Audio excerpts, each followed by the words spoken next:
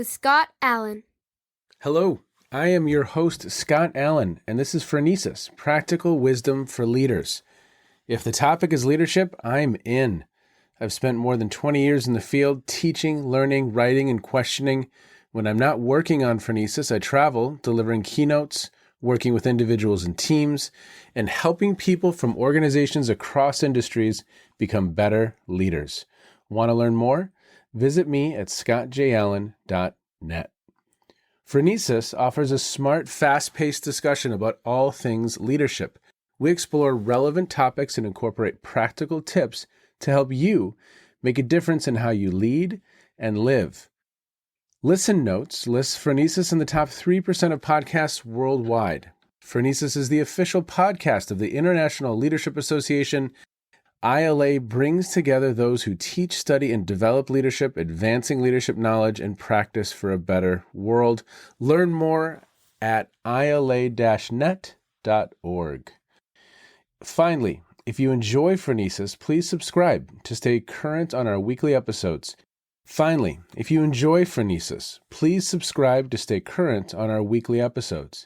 If you find an episode that resonates, please share it with your colleagues and friends.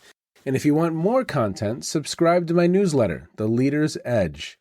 The link is in the show notes. As always, thanks for listening. And now, here's today's show. Okay, everybody, welcome to the Phronesis podcast. Thank you so much for checking in wherever you are in the world. We are continuing the series of conversations from this book that was edited by Jonathan Reams. He, again, is my co-pilot today.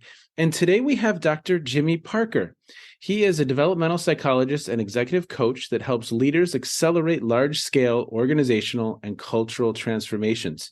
He's currently helping Kaiser Permanente's technology transformation mature into an org-wide transformation to create more healthy years for more people. Prior to joining KP, Jimmy established the Home Depot's executive development programs and refocused their internal consulting practice on a multi-year transformation of culture and agile ways of working across the enterprise.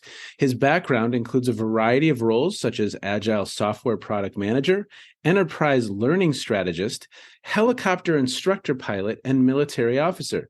He's a graduate of the United States Naval Academy, has a master's in organizational development, and is nearly complete with a Ph.D. in human development. He lives in Atlanta with his wife and 2 teenage boys and is a huge fan of the Princess Bride movie and enjoys roasting small batches of coffee every weekend. Oh, wow. Jimmy, there's a lot that I could jump into here, but Princess Bride, just as you wish. Right? Yeah, this is going to be a fun interview already.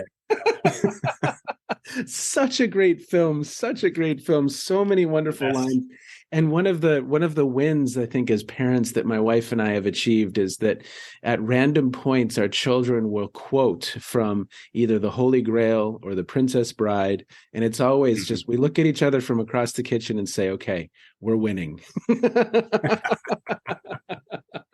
Well, Jimmy, thank you so much for being with us today. We're very, very appreciative of your time.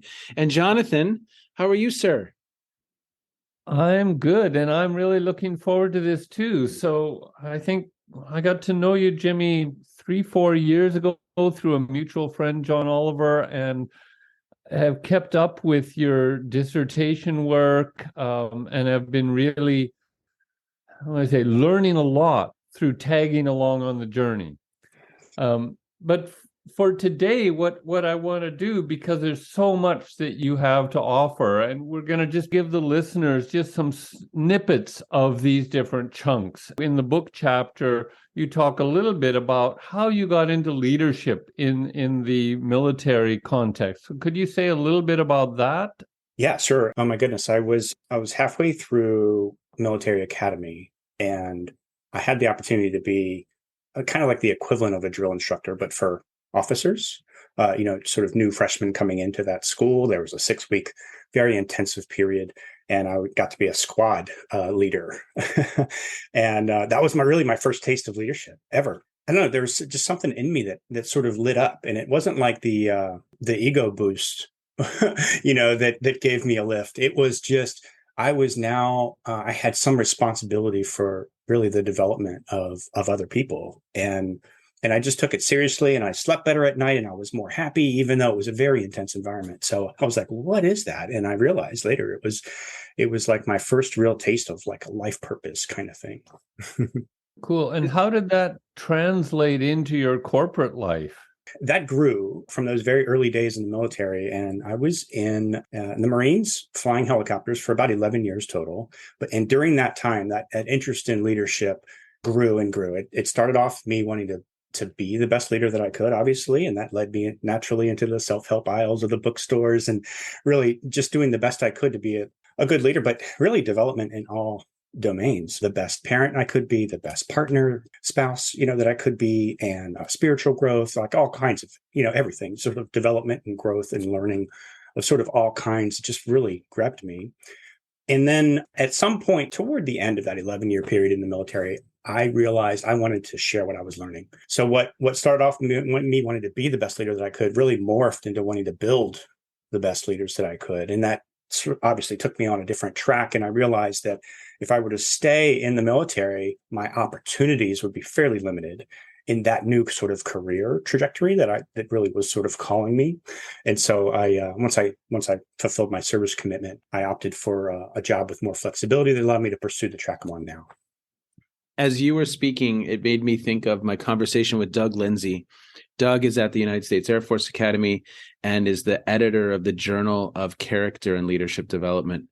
And he had a quote from Bob Hogan that said, "Who you are is how you lead," which I just love that quote from Bob Hogan. Who you are is how you lead. And what I love about that quote is you could probably at the end of it put in parent, coach, right? I mean, it's just this becomes much broader than just a leadership role. It's how am I as a father? How am I as a partner? And I love that framing. How do I be the best person I can be? And then that will translate to different domains, right? Well, and I think that's a good segue too, because I gather that through all this voracious reading and adopting of things that you somehow came across adult development in some form. Yeah. Well, I wouldn't say the form that, you have these discretely defined stages and, specific techniques for driving what you could call vertical development through those stages. I didn't really discover that until I had gone back to grad school fairly late in my career. That sort of urgent desire I had to want to build leaders and just get better at my craft. I had jobs that allowed me to do that and sort of grew from there, and I got better and I got better feedback. And then I realized I've only got a bachelor's degree in computer science right now. And I've been on this development track now for a couple of decades. And I was like, well, what if going back to school would make me even better at my craft? And that was what pulled me back in actually to grad school and ultimately the PhD. And it was like literally in the first couple of weeks of PhD that I really got formally introduced to these stages. I'm like, what do you mean there's a map I can start to follow, to try to figure out development, the kind that I've been interested in for so long. There's a map. My gosh. And it just sucked me in deeper. And the book was probably called In Over Our Heads, right? That was definitely one of them. Now, what I find really interesting, you said a moment ago, and I think one of the things that Scott and I have encountered in this series is that there's more rich and diverse ways of talking about development than the simplistic vertical stage models. And we're realizing that there's much more to it than that. When you were in Home Depot and you had the chance to try and develop the best leaders you could, you had a fairly creative way of trying to enable a kind of system for people to do that. Can you say a little bit about that? Well, the system that you saw was not version 1.0. I made a lot of the fairly common mistakes that a lot of people make in this field when they're new to it, particularly if they're enamored with these stages, as I was, perhaps excessively so. And I would lead with that. I would teach people and participants in programs about these stages. And that comes with, it's a pretty loaded conversation, really. It comes with a lot of baggage that can actually get in the way of development, surprisingly. And so one of the pivots there was to tie everything to developmental stages, but complexity. Snowden's Cynefin framework, simple, complex, complicated, and how there's different levels and stages of complexity inherent in life. Nobody really pushes back on that. It's not an ethical question usually, whereas with development, you have all these, it's sort of laced with ethics oftentimes, and people, right versus wrong, people better or worse, later stages and better, that stuff really kind of, it gets put to the wayside, when you start to anchor everything in the fact that some things are more complex than others, some jobs are more complex than others, and then certain people are better suited to that versus not. The essence of the program is, let's see, microlearning is pretty popular these days. It's not microlearning, but that's a good sort of mental frame. I would say it's not quite microlearning because learning usually for most people means knowledge transfer of some kind. Like I take knowledge, I chop it up into small bits, and then I give that to you in sort of little bite-sized things on the assumption that if you knew better, you would do better.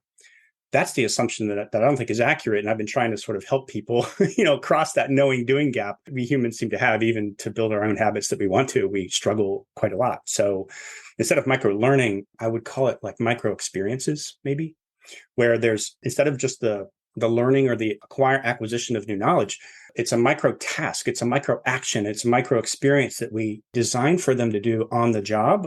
We have a very specific design criteria. There's an action that they must do on the job.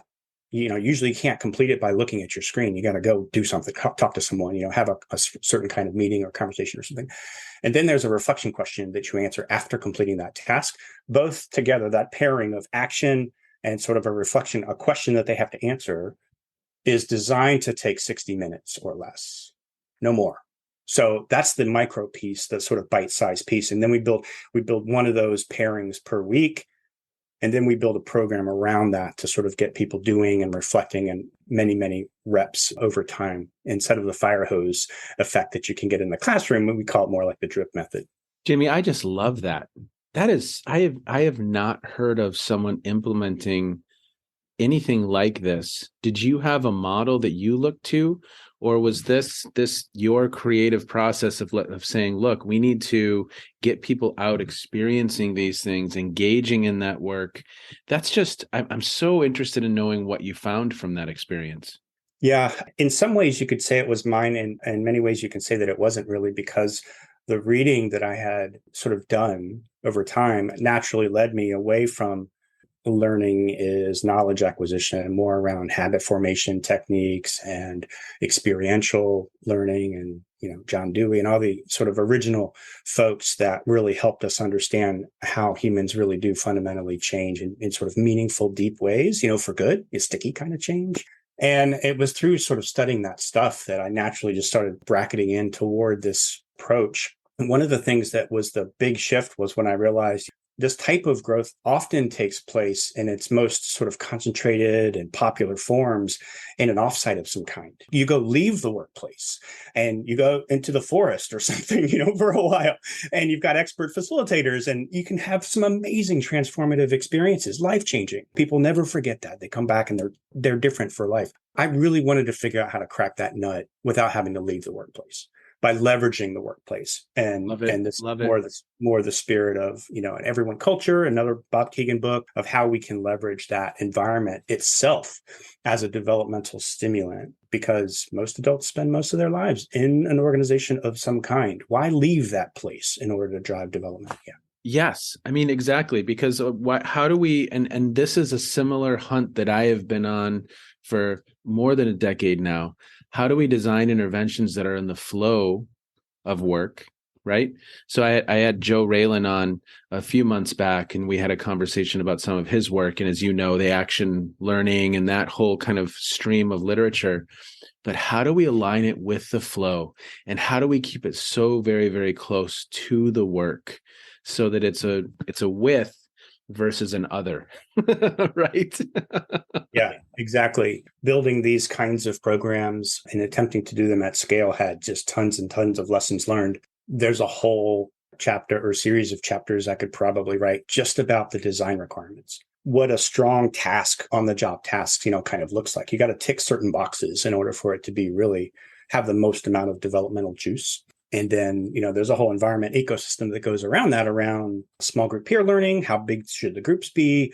The use of coaches, facilitators, what makes a good coach facilitator? How do you train those coaches? And even then people who, what I found was designing these kinds of tasks is not normal. Like nobody learns how to do this.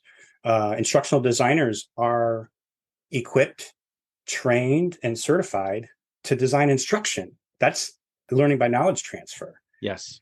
And this is knowledge by experience. This is creating an environment for people to sort of stumble upon a deep insight, on their own and not be told it, Yes. learning by discovery and designing experiences that help people do that in a powerful way is a unique kind of design skill that's not even very abundant in the marketplace. So that was, how can I find enough people to build these kinds of programs that still have a lot of developmental impact? And that was much more difficult than I expected. Wow.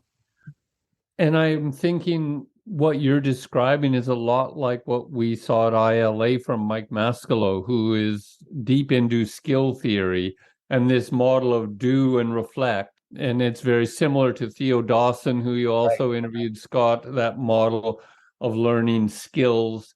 And that you were able to kind of also direct, I think you had a simple metric for people that you trained as coaches to get away from being the hub and everybody responds to them and how much our people respond, just simple things that allow them to kind of measure their performance. And you also had something that was surprising about the changes that were long after the course. There's more metrics than you can shake a stick at a course like this. And the book lays them all out in terms of the ones that we use the most. You just referenced to Jonathan. The first one was, it was a sort of a quick and easy, simple feedback loop for coaches to know whether they were doing a good job. We tell them in coach training on day one, which is very lightweight, by the way, 2 to 4 hours. And we say, hey, you're not the fountain of wisdom here. Even though these coaches were like one job level higher than the participants that they were kind of coaching, which was quite countercultural for the organization I was in then.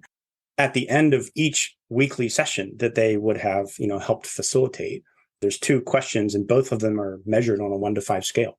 One is the hub and spoke model. The other one is more of a network, sort of typology. And just, we had some anchors and some language in there around you as the coach, throw out a discussion question, and then Scott answers you and Jonathan answers you, and then Jimmy answers you. You're the hub in the middle and all the spokes are just talking to the coach. They're not talking to each other. That's a 1 out of 5. You didn't do that great. We're going for a 5 here, where you might toss out one question at the beginning of the meeting, and there's enough psychological safety, there's enough interest and camaraderie and relationship building where they really are trying to learn from one another. And just this amazing conversation breaks out and the coach may not have to say anything else the entire meeting. That's a 5. That's an ideal where they're really tuning into one another and learning from others. And there's a cocktail of, sort of things that goes into creating that kind of magic environment. And that's also the job of the coach, is to create that environment. And we sort of equip them on how to do that. That was the one thing. I can get to the second metric here on impact. That was more like, how do we know this program had an impact? And so we had a question. It was pretty simple. Again, there's much more sophisticated, more, quote, accurate ways of doing that. But again, this is a very busy environment. Some of the participants in our program literally ran multi-billion-dollar with a B P&Ls. And they're super busy. We had to figure out ways of producing good data in that environment that was good enough. And one simple question was, we took the participants in the program, we said, all of them report to a manager or a boss of some kind, even higher up in the org chart. We said, hey, have you noticed any differences in your participant in these very specific ways, which aligned with the objectives of our program? And they were behavioral. In other words, observable. Have you observed changes in these areas? And in the very beginning of the program, only about 6 to 7 weeks in, we got about half of the bosses saying, yeah, I've already seen a change in like 1 to 2 months. And by the end of the 6-ish month program, over 90% of bosses said, I agree or strongly agree that I've seen some substantial changes.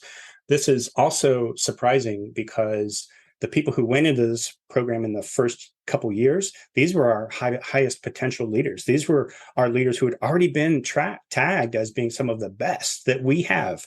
And we made them even better, sort of through this kind of a program. Well, we took that same metric system, that same simple question. The program ended, 90% of bosses said, agree, strongly agree. And then we waited 9 months after the program was over. Because usually you get this drop off, as soon as the program ends, the behavior drops back to old habits and all that stuff. We had, I don't remember the exact numbers. Again, it's in the book. We had a I don't remember. I don't want to misquote myself, but essentially when we did that same question again 9 months later, the numbers were even stronger, which suggested that these participants continue to self-develop. So it says the manager ratings of participant behavior change was 3.93 out of 5 at the end of the program and 4.5 9 months later. That's durability right there. Yeah. And again, going back to like before I discovered adult development and all of these, techniques, that was the thing I was trying to solve for, was how can you get people to grow and develop themselves, in the sort of everyday kind of thing. And that's my favorite stat from the program of all, because it's almost like no one knew I was trying to design for that. and then when these numbers came out 9 months after the first program ended, I was like, oh, yes, so good, so good. Okay, you said a word a few moments ago that was an important word. It was cocktail. And I think I oftentimes, when I'm designing a course or designing a learning experience, and some of our conversations, Jonathan, have just been wonderful in this series because there's some really cool clues about some of those ingredients. I view it as sometimes I use the phrasing recipe. Is the recipe, is the burger feeling like it's from, White Castle? No offense to any White Castle fans, or an In-N-Out burger. For those not in the States, that's a very highly coveted burger with long lines to get to In-N-Out. So which one are you serving up, right? And there's a recipe in place. And I think learning experiences are recipes as well. That there's some main ingredients that are just fundamental. So you use the phrasing cocktail. Can you just highlight a couple of those super important ingredients in the cocktail that you think helped yield these results? I could talk for 40 or 50 minutes, maybe, just answering that one question. So I'll stick it to very, very high level. This concept that it's rooted in doing, not in learning to do. It's learning from doing. So it's action forward, action first, and then, reflection on the action. That's absolutely critical. The degree of difficulty of the action has to be pretty high also, because you can think about if we're asking them to do a 1-hour task on the job every week, and then also meet up with a small learning group that did all the same thing that week, that's 2 hours a week. That's a lot of investment, really, for most busy leaders in an organization. And if you're going to ask them to spend 2 hours a week doing this one thing, they don't spend 2 hours a week doing one thing hardly at all, very small number of things. It better be a good use of their time. And so that's why you got to ratchet up, because if you don't, then your little program that you built is running the risk of wasting people's time. You'll get thrown out. Yeah. You won't get the traction or the budgeting or the funding or whatever that you need. So it's got to be action forward. It's got to be difficult, really good, valuable use of their time and their investments. The learning environment, the peer learning environment, is super critical. We're looking at groups maybe as low as 4, usually 5, maybe as high as 6, sometimes 7. That's the sort of the range there, because any more than that's a party people can hide. Any less than that, then the dynamics change a lot when someone doesn't show. We have a weekly cadence, not bi-weekly, because again, if somebody misses a meeting, if it's bi-weekly, then they go a whole month. And you just lose too much momentum. Weekly is good to keep the sort of level of effort high. And I think the coach's role is quite important as well. One of the biggest things that I found was most leaders, even executives, have never experienced a program like this. They don't know what they don't know. You can't hold them accountable for that. So it's just like an HR thing in the beginning, like a check in the box. And what happens is you need to get them over an initial hump where they have the light bulb moment and they go, oh, yeah, whoa, this is really valuable to me. Yes. That doesn't happen on day one. In fact, it usually happens around week 3, sometimes week 4. But only when you have the right ingredients in your cocktail. And the coach's role there, we essentially leverage formal authority in the organization to get them doing what they're supposed to be doing, even though some of them may not want to. Yeah. To help them really taste the sweetness that's available to them here. And what we found is that after the program is over, about half of these learning groups continue meeting on their own because they want to. You're able to kind of shift a lot of senior individual leaders' behavior, but I can imagine that at some point you're trying to understand, is this having a collective impact on the organizational culture? Is there collective development going on? Right. And I know that as you moved into doing your Ph.D., this became a central question for you. So let's head in that direction a little bit, because I know there's a lot of juicy learning there. You're right. There's a whole lot different there. So essentially, the world of adult development is right next door to the world of what I'm calling these days vertical OD, which is a collective development using a similar stage theory, basically saying that, yeah, we know that individuals can develop through these stages in somewhat predictable ways and scientifically valid and all that good stuff. What about teams? What about entire departments, divisions? What about entire organization? What about all of humanity? There seems to be similar patterns that people have sort of noticed, that a group may behave at a particular stage of development that we know exists at the individual level, but we're not sure really if it exists. We believe it exists at the collective level, the group level. And so I really wanted to lean into that pretty heavily with these programs and design for that kind of vertical collective development. And I just want to interject a little bit, because as you describe this, what I can imagine, you come into a new team or an organization you join, and there's norms. And those norms can inhibit your performance or they can enable it. And so there is something about the collective that supports the individual. Yes, absolutely. There's lots of theory about how individual development is related to, enabled by, or inhibited by collective development. And when I looked at that more carefully, I realized that our ability to measure individual development is quite strong these days. We got 50 years of testing and learning, and the numbers and the data and the scientific statistical validity is there. It's solid. It's good. Our ability to measure collective development using the exact same yardstick, that exact same sort of stages of development, is at the opposite end of the spectrum. It's very immature. We can't really do it today.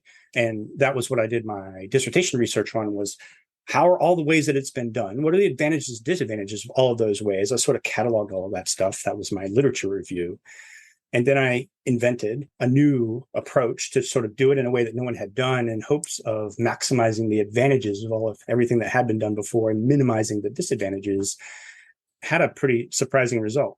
I sort of realized I was trying to isolate the individual. Like if I'm rating my team, if I'm rating my organization, it turns out that my own individual stage of development affects how I rate another team or my own team or another organization or my own organization. I was trying to isolate that effect to where my own individual stage of development, wherever it was, I was trying to prevent my own individual stage of development from affecting how I rated a collective, a group of people. And I leaned into that about as heavily as anybody has ever leaned into that. And I discovered that I ended up measuring individual development more than collective development. I got the exact opposite result that I was expecting to get, which just sort of goes to say how hard this really is and how we really haven't figured out how to do it today. I know Scott's got a question here, but I just want to say it was so interesting to read through that as I read through your dissertation, to see that all this work you put in to try and sort out, make distinctions and filter out things that might be noise in what you're trying to measure and isolate these things, ended up showing you that it's much more difficult than we imagined. Yeah. Well, I know Keegan at least has mentioned in Everyone Culture, I think they start talking about working to measure some of this in a collective group. I think they're calling it the LPOP. Is that accurate? Have either of you explored that as a tool, the LPOP? I'm not familiar with the LPOP.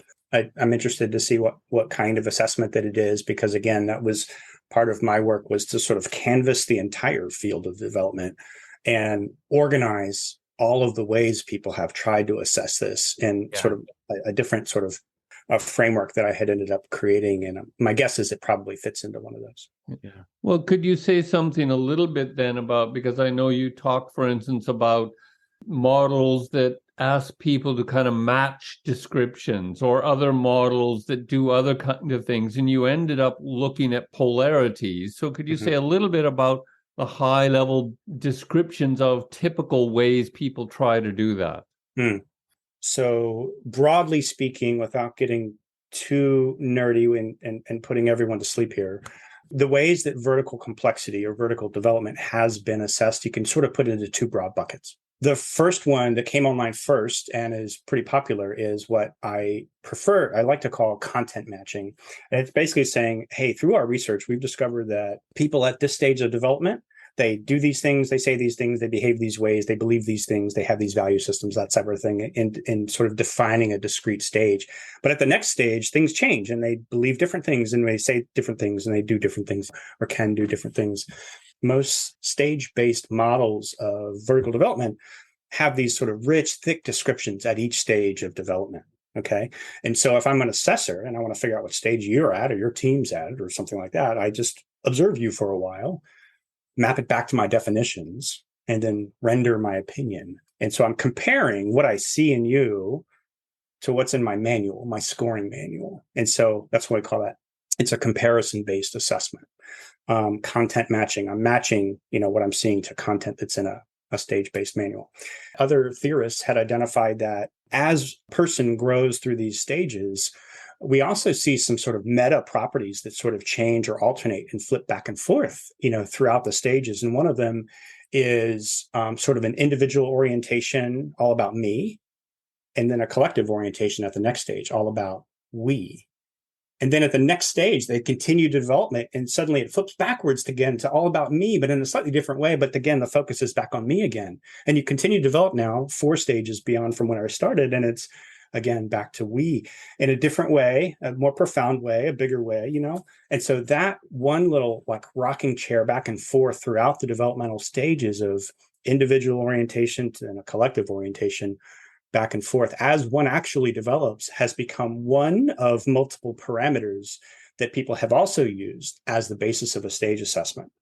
So you can look at what's the primary orientation. Is it individual or collective? You go, it's individual for this person or this team. And then you add in a couple of other parameters and you go, boom, they're at stage 3. And we referenced earlier Terry O'Fallon's stages model, and when we Right. talked with Jeff and Abigail, went into that a bit, and that's one of the 3 parameters. And there's another parameter then around, is it something concrete, or is it something subtle, or is it something really kind of meta?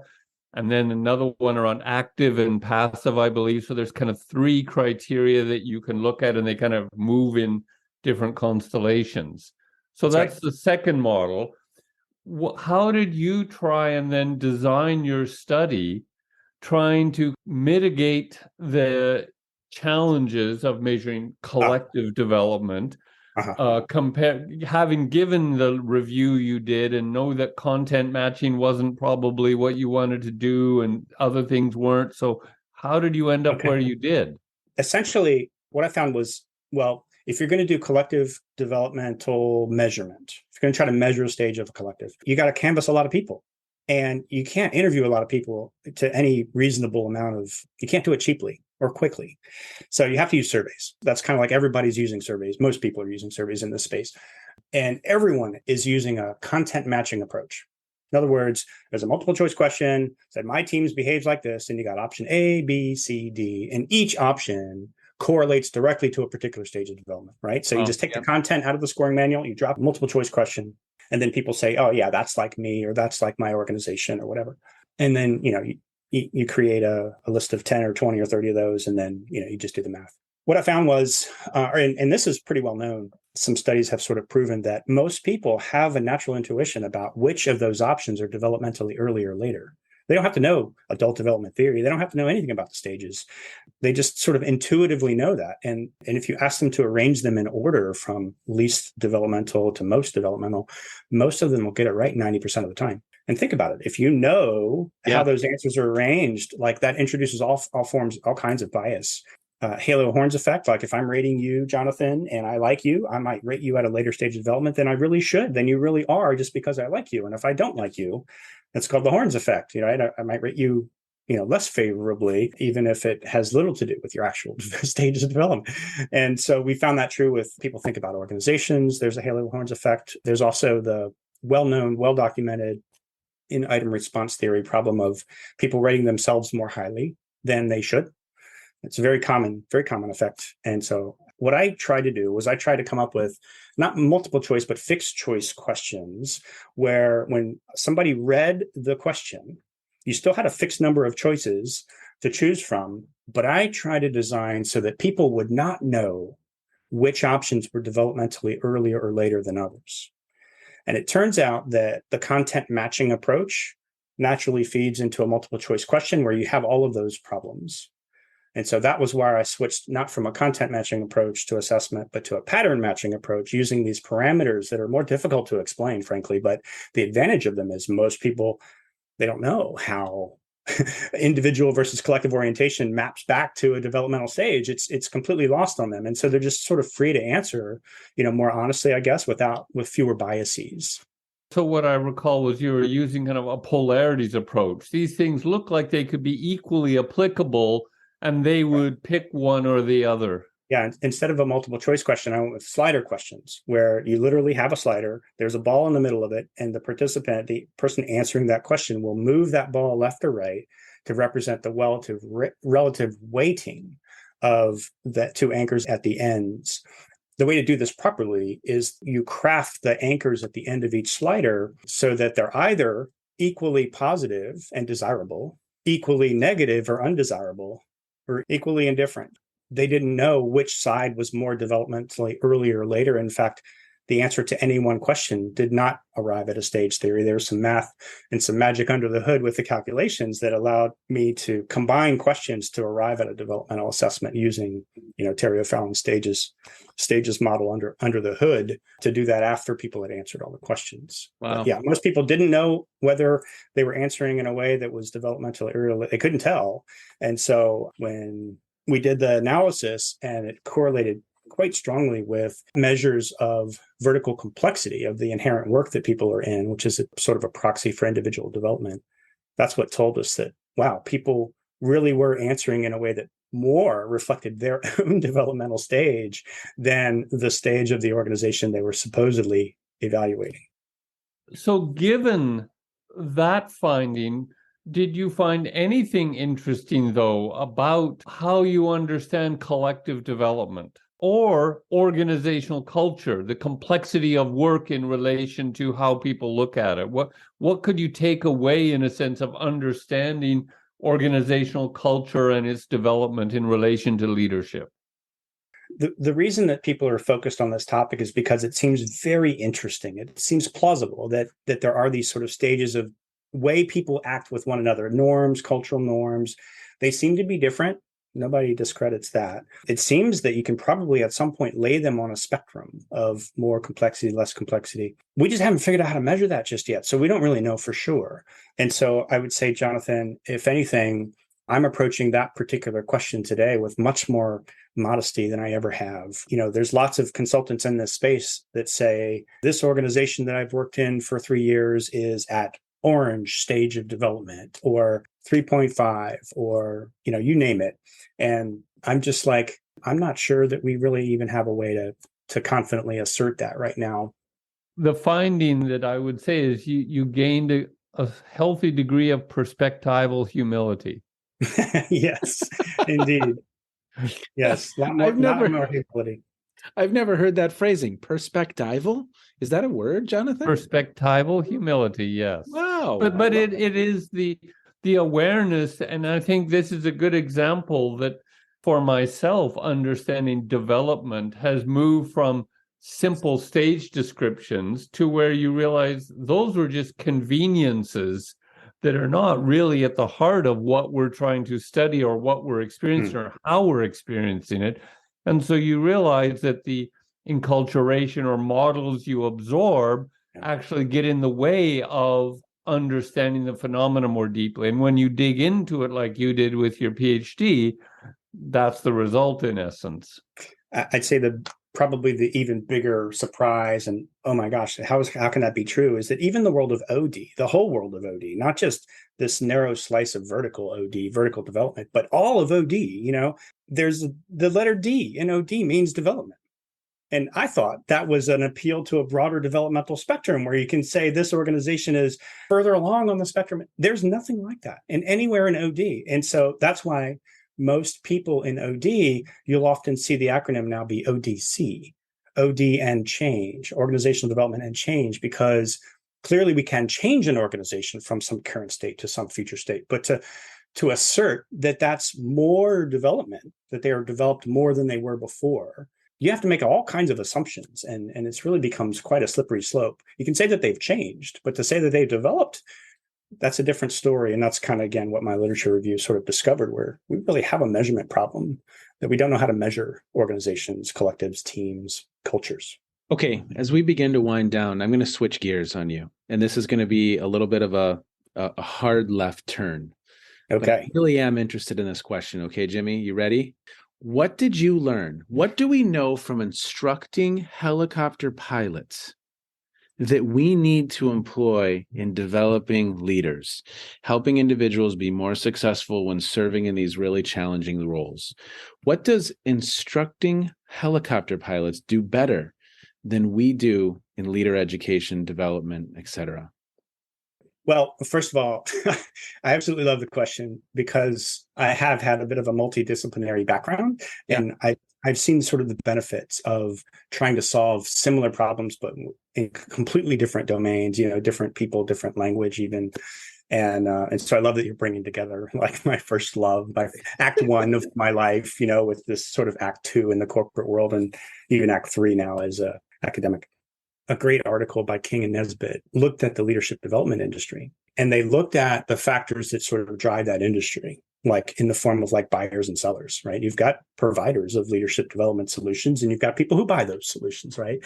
The name of the article is Collusion with Denial, Leadership Development and its Evaluation, meaning we don't really pay enough attention to whether or not it's working, but we spend a lot of money to make sure, that we're doing it for all kinds of different reasons. So it's meeting someone's needs. It's meeting some people's needs in some way.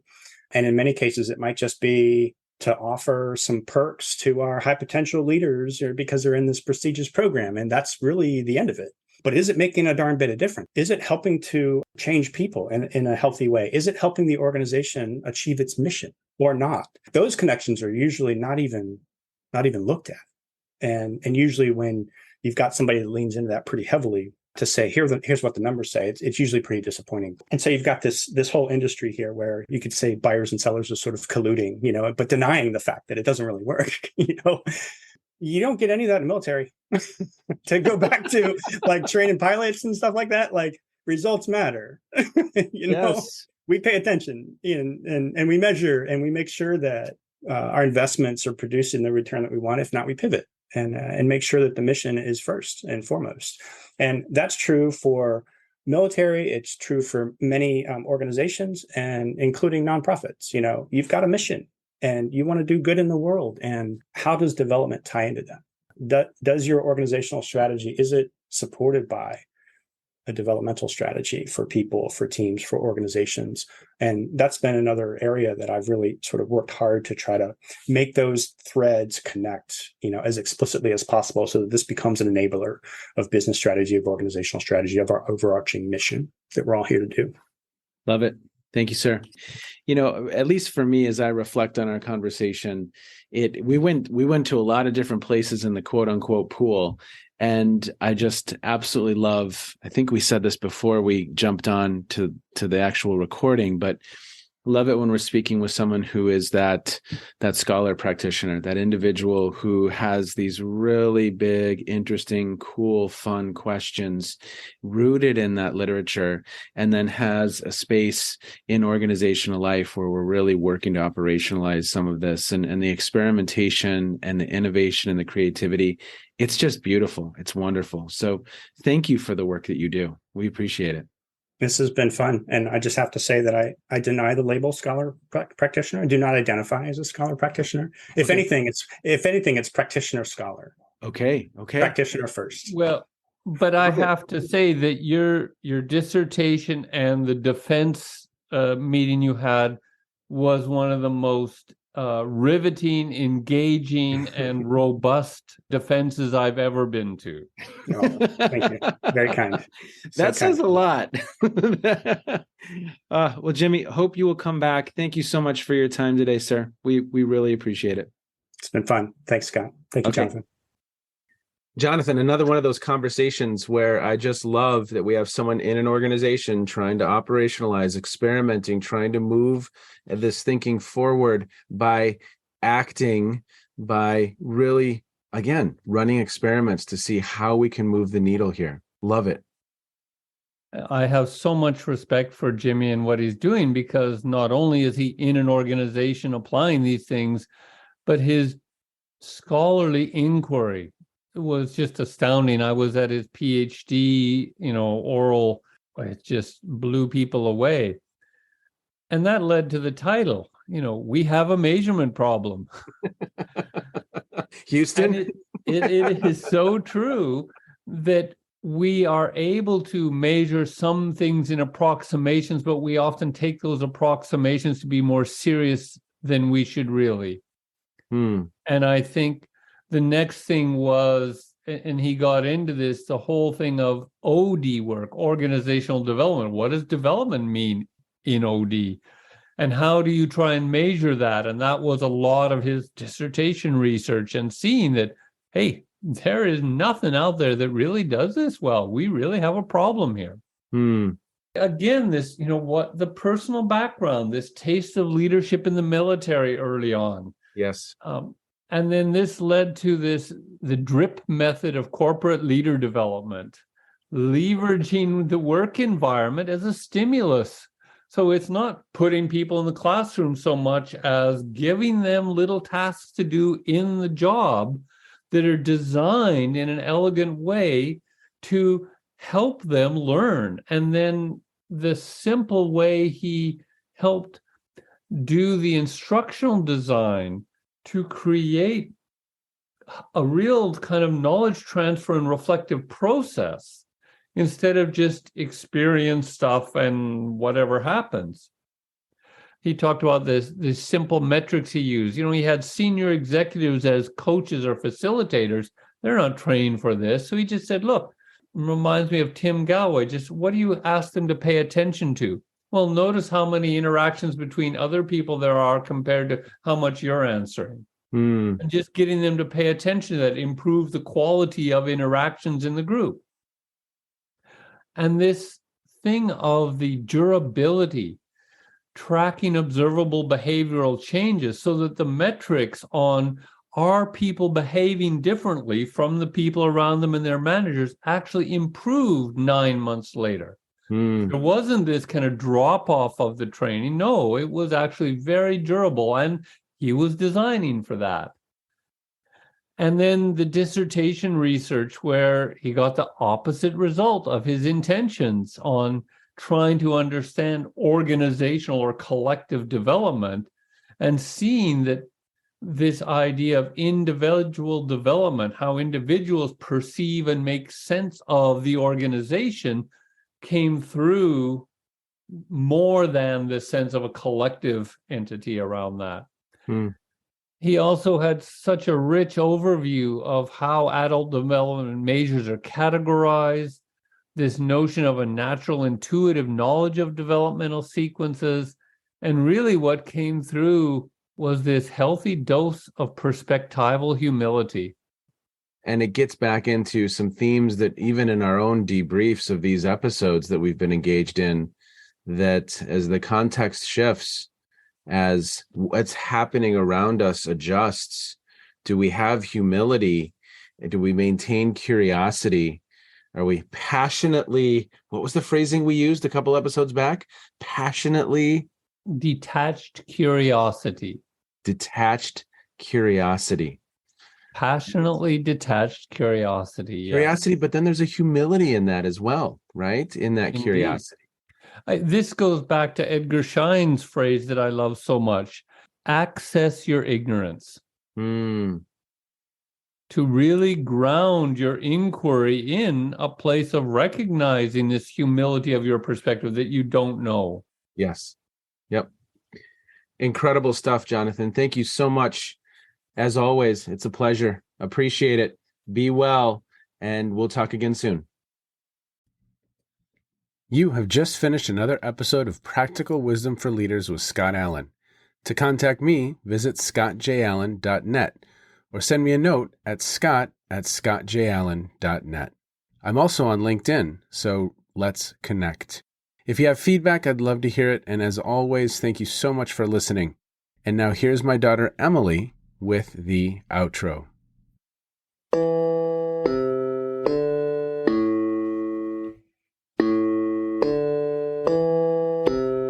You've been listening to Phronesis, Practical Wisdom with Scott Allen.